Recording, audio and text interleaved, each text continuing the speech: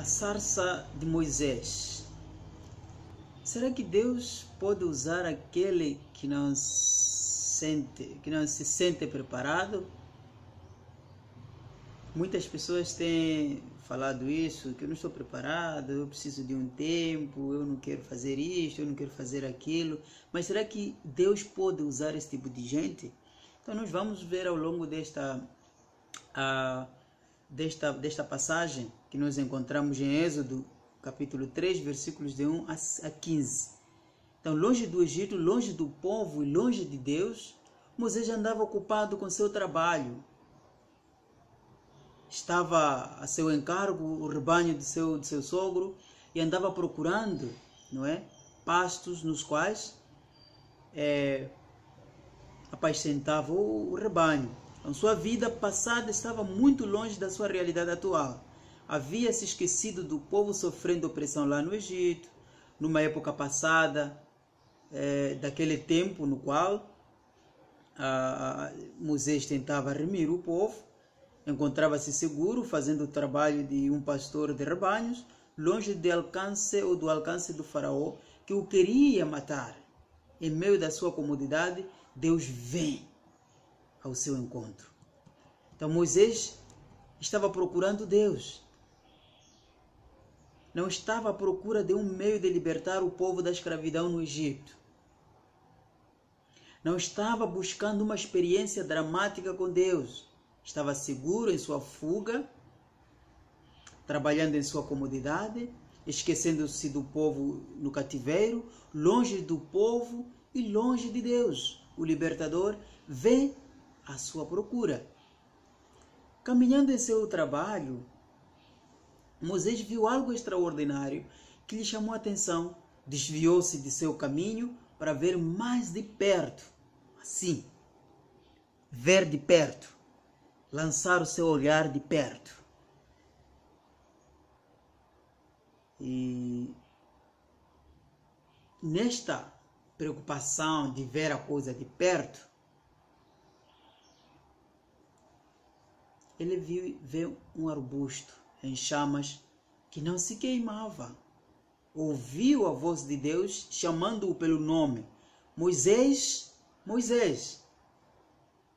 Imagino que Moisés levou um susto nesse tempo, que eu estaria chamando pelo nome ali, em pleno deserto. Percebendo que a situação era algo extraordinário, prestou muita atenção Moisés. Moisés respondeu à voz que provinha das chamas: eis-me aqui.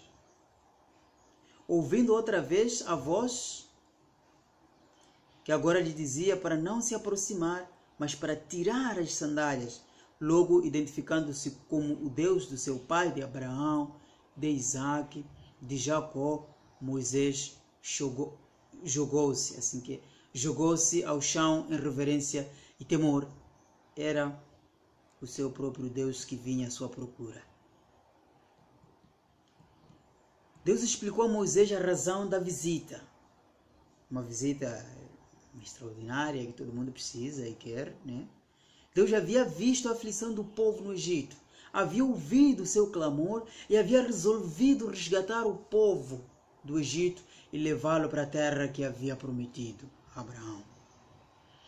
Para cumprir este propósito, havia escolhido Moisés. Não tinha outra pessoa mais que Deus havia escolhido a que não seja Moisés.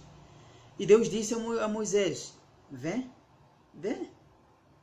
e eu te enviarei a Faraó para que tires do povo, ou seja, do Egito, meu povo, os filhos de Israel. És tu que vais tirar esse povo. Moisés lhe respondeu, como qualquer um de nós teríamos feito: como é? Eu? Tu queres que eu faça o quê? Deus, tu não sabes o que estás pedindo?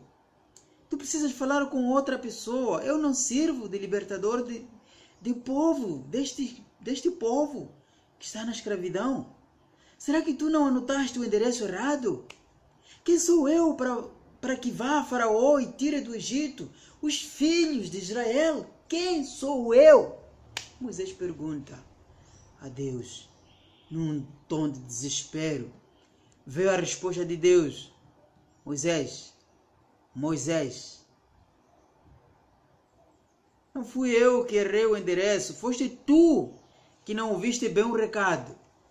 Dá para repetir essa parte que Deus diz a Moisés: não fui eu, como Deus, que errei o endereço, foste tu que não ouviste bem o recado. Foste tu que fugiste. Foste tu que abandonaste-me. Foste tu que resolveu sair do lugar certo para procurar a comodidade num outro lugar. Mas eis que eu vim para te chamar e resgatar o meu povo. Foste tu que não ouviste bem o recado. A questão não tem a ver com as tuas qualificações, Moisés, mas que eu sou contigo. Essa é uma promessa. Não é por causa de ser um acadêmico, não é por causa de ser um engenheiro, não é por causa de ser um empresário, não é por causa de ser alguém de nível baixo, alguém que não tem estudo, mas é por minha escolha que eu uso você, Moisés, para tirar o meu povo daquele lugar. Vou até te dar um sinal de que realmente eu sou o que te envio. Este sinal tu vais ver, Moisés. Depois que tu tiveres tirado o povo do Egito, servirás a Deus neste monte. Amém? Barbaridade, né? Parece uma brincadeira. Que tipo de Deus dá um sinal como esse? Moisés ficou nessa situação. Que sinal é esse que somente se vê após a tarefa cumprida? Mas não é possível. Olha, Deus, se eu for aos filhos de Israel e disser-lhes que o Deus dos seus pais me enviou, eles vão rir da minha cara, vão perguntar pelo teu nome, vão querer saber mais a teu respeito, dirão que Deus é esse, quem é ele contra os deuses dos egípcios, o que pode ele fazer? Que resposta darei, meu Deus? Que resposta? Deus resolve as suas coisas. Parece uma brincadeira. Eu sou o que eu sou, que estou sendo, dirás aos filhos de Israel. Eu sou, me enviou a vós. Yahweh, o Deus de vossos pais, me enviou a vós. Este é o meu nome para sempre. Assim serei lembrado de geração em geração. Deus continuou a falar com Moisés. Moisés sempre procurando uma forma de livrar-se do chamado. É que Moisés já havia tentado livrar o povo e havia fracassado. Moisés, filho do faraó do Egito, havia enfrentado a opressão dos escravos hebreus. Porém, havia apenas conseguido que o faraó o condenasse à morte. Por suas próprias forças, Moisés já havia tentado libertar o povo e apenas condenou-se a si mesmo. Agora Deus vem chamando-o para cumprir a tarefa na qual havia fracassado. Será que Deus não entendia? Será que Deus não via que era impossível que Moisés fizesse tal coisa? Será que Deus não poderia encontrar outra pessoa melhor capacitada para a tarefa à mão? A época em que Moisés queria libertar o povo já havia passado. Com seu fracasso, havia morrido. Também a esperança de remir o povo. Porque Deus não havia aceito, ou seja, Deus não aceitava o óbvio e deixava em paz. Por quê? Deus não aceitava o certo e deixava Moisés em paz. Por quê? Pode ser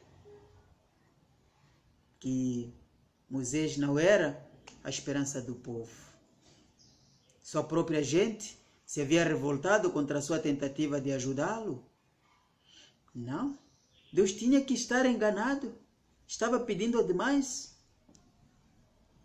Deus deixou que Moisés reclamasse, porém não retirou dele o seu chamado. Respondeu às suas críticas, perguntas e dúvidas. Disse Moisés, eu sou contigo. Eu te peço que vás sozinho contra o Egito, como da última vez. Vem e eu te levarei a Faraó, e ele deixará o povo ir. Que beleza ouvir essas palavras lindas vindas de Deus para os seus servos. Não te estou enviando para fazeres isso por tua própria conta.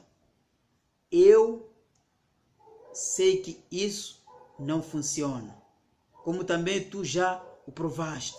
Agora que tu aprendeste esta lição, eu estou pronto para te usar. Vem. Vem, Moisés, vem. Vem. Feito a recontagem desta história toda, a primeira coisa que muitos veem nesta passagem é a experiência dramática de Moisés com Deus. Por isso, muita gente anda procurando ter uma experiência de uma sarça ardente como a de Moisés. Muitos chegam a pedir tal experiência a Deus, porém, existem pelo menos 3 problemas em procurar ter tais experiências. O primeiro problema é que não compreendemos o significado de tal experiência. O segundo problema é estarmos procurando uma experiência. E o terceiro problema é que não estamos dispostos a assumir o custo de uma experiência tal. Não estamos preparados. Ter uma experiência com Deus não é ser confrontado com um chamado especial de Deus. Não é apenas ter uma experiência marcante que pode ser lembrado por muitos anos. É uma experiência de ser confrontado com a vontade de Deus, vontade tal que implica num compromisso sério com Deus, que muitas vezes será difícil de suportar. Deus não se revela de forma especial à toa. Na Bíblia não se encontra relato de pessoas que andaram procurando ter uma experiência dramática com Deus, mas de Deus perseguindo aqueles que em geral andam desgarrados. Estas experiências partem da iniciativa divina em chamar a atenção de alguém que Deus deseja utilizar. Esta experiência divina em chamar a atenção de alguém que Deus deseja utilizar, a essas pessoas a confiar de antemão em Deus. Porque essas pessoas que serão utilizadas por Deus devem, de certa forma, depositar as suas confianças nesse Deus. O Deus que tirou Moisés do deserto e enviou para libertar o seu povo. Ele disse, vem. E ele hoje continua dizendo às pessoas, vem, que eu te enviarei. Vem, não importa suas qualificações, vem, e eu te enviarei.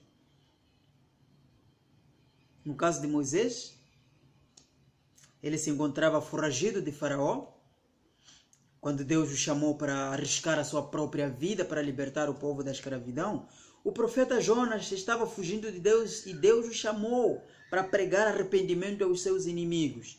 Saulo, no caminho de Damasco, encontrou-se com o Senhor a quem andava perseguindo e que o chamou para que fosse ele mesmo perseguido, preso, chicoteado e apedrejado. Gideão estava se escondendo dos midianitas quando Deus o chamou para levar 300 homens para lutar contra um exército de milhares. A experiência da sarça, porém, é detalhe mínimo desta narrativa. Enfocar toda a atenção na sarça e perder a importância da narrativa. Como já foi mencionado, a sarça foi usada por Deus para chamar a atenção de Moisés. Deus tinha uma tarefa especial para Moisés e viu ser necessário um sinal especial para chamar a sua atenção. A lição principal da narrativa concerne a convocação a esta tarefa.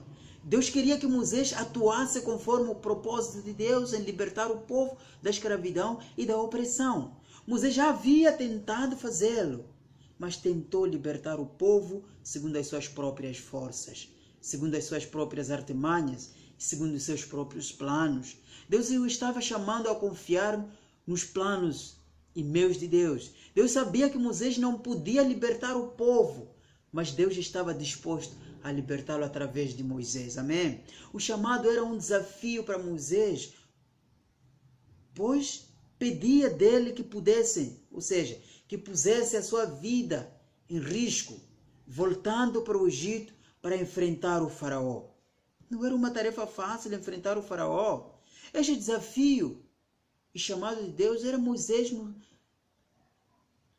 O chamado de Deus para Moisés não foi algo completamente fora de seus propósitos ou de seus próprios interesses. Moisés queria ver o seu povo livre. Numa época, havia até tentado realizar aquilo para o que Deus agora o chama. Isso não altera a dificuldade e seriedade da proposta. Porém, Moisés havia tentado libertar o povo da opressão. Havia.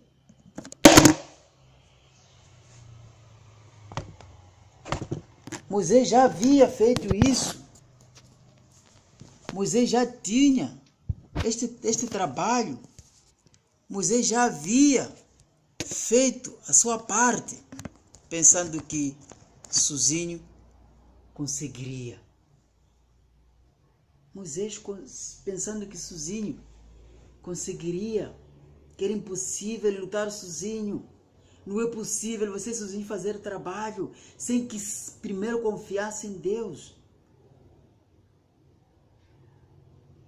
A diferença agora é que Moisés está sendo convocado para depender de Deus e não de si mesmo. Parecem quase as palavras de Jesus aos seus discípulos: sem mim nada podeis fazer. Esta lição de impotência, Moisés já havia aprendido. Estava prestes a aprender que com Deus nada é impossível. Era impossível para Moisés, mas não para Deus. Moisés, porém, teria que depender de Deus e fazer conforme as estratégias divinas. Devia libertar o povo, sendo porta-voz de Deus, seguindo sempre as suas orientações. Será que a situação é a mesma hoje? Será que Deus tem planos para o seu povo que vão além das possibilidades dos que são chamados a cumpri-lo? Será que Deus tem interesse em libertar os oprimidos hoje? Será que Deus atua hoje como atuou com Moisés? O nome de Deus indicou para si a Moisés que reflete que Ele é o mesmo de sempre, imutável em seus princípios. A questão para nós é o que Deus nos está chamando para fazer a sua obra. O que Deus nos está chamando para fazer. E junto com essa pergunta, vem uma dúvida do próprio Moisés. Será que Deus sabe o que eu estou fazendo? Será? Moisés reclamou do chamado até aceitar que Deus era Deus e que a sua posição devida era de servo obediente. Ainda assim, Deus exigiu dele confiança para andar com Deus. Em meio ao desafio, além do seu controle, Moisés teve de confiar no sinal que ainda não podia ver. Teve que andar segundo a promessa de Deus, tal qual Abraão. Nós não queremos esse tipo de desafio. Queremos algo feito, definido, que possamos analisar com cuidado, tranquilidade e comodidade. Queremos exigir de Deus que Ele nos leve a realizar os nossos próprios propósitos, segundo os nossos próprios conselhos, sempre protegendo o nosso conforto pessoal. Não estamos preparados para ouvir o chamado de Deus. Não estamos dispostos a seguir onde não conhecemos o caminho de antemão. Que Deus te chama a fazer? Estás ainda reclamando da dificuldade? Não tem dinheiro para comprar isto, comprar aquilo? não tem um nível acadêmico, qualificações acadêmicas, não tem graduação. É isso? Estás reclamando que tu não tens possibilidade de cumprir o encargo? Estás lutando contra Deus por já ter sofrido derrotas? Estás inseguro e desconfiado daquele que te chama? Até quando lutaremos contra o chamado do Eterno? Até quando reclamaremos que a tarefa é difícil demais ou que deveria ser dado a outro? Até quando recusaremos sermos os servos do Senhor? Até quando pediremos sarça ardente sem estarmos prontos para aceitar o compromisso da convocação divina? Deus nos convoca para atuarmos com Ele. Seremos nós fiéis? Se formos fiéis à sarça, continuaremos sendo necessários? Esta lição que nós aprendemos desta passagem, a confiança em Deus, nos deleitarmos nos braços de Deus. Deus está procurando cada vez mais pessoas que possam libertar o sofrimento do seu povo, que possam libertar o cativo do povo das drogas, da prostituição, das drogas, do álcool, também sendo droga. Pessoas enfurecidas, pessoas que confiam de si mesmo, pessoas que vivem pensando que eles são melhores que os outros. Deus está procurando servos para libertar esse povo. Pessoas que vivem sempre desconfiando das suas próprias capacidades. Deus diz: vem você, meu filho, que eu te enviarei. Que beleza ouvir essas palavras de Deus. Deus está procurando missionários para libertar pessoas de longe, lá onde o evangelho é difícil ser pregado, lá onde às vezes para chegar é um problema sério. Deus está te chamando para você ir lá, naquela terra onde nem um dia você sonhou estar lá. Você sonhou ser um doutor, ter o melhor salário, ter o melhor emprego, ter uma esposa melhor, ter o melhor carro, ter a melhor casa, ser alguém famoso. Mas Deus está te chamando para você ser famoso na libertação do seu povo. Ser famoso na libertação daqueles que precisam neste momento que sejam libertos. Deus está te chamando você para se entregar nas suas mãos e confiar, porque Ele te dará uma tarefa especial. Ele diz: olha pelos seus próprios olhos nesse momento, vigia, sem mim nada podeis fazer. Que tantas dúvidas você tem? Este é chegado o tempo de você tirar conclusões através do Êxodo 3, 1 a 15. Moisés a sarça ardente que Moisés passou é uma lição. Tu vês esse quadro bonito. É ali onde Deus promete que você vá, libertando o seu povo, que ele viva neste lugar lindo, maravilhoso, que ele contemple o céu, as montanhas, as praias do Senhor dentro dos seus corações. Deus te chama para ir naquele lugar. Deus te chama a sair do seu conforto. Deus te chama para sair da sua comodidade e passar pelo deserto para chegar naquele lugar. Ali. E a resposta que tu tens que fazer hoje é: eis-me aqui, Senhor, me envia. Como disse vários profetas, Jeremias, mas outros: eis-me aqui, Senhor, aqui me envia. Que Deus abençoe a cada um de vocês ali e que o Senhor nesta manhã, nesta noite, nesta tarde, toque no seu coração. Venha e que tu possas aceitar este chamamento. Vem, vem, vem, assim diz o Senhor.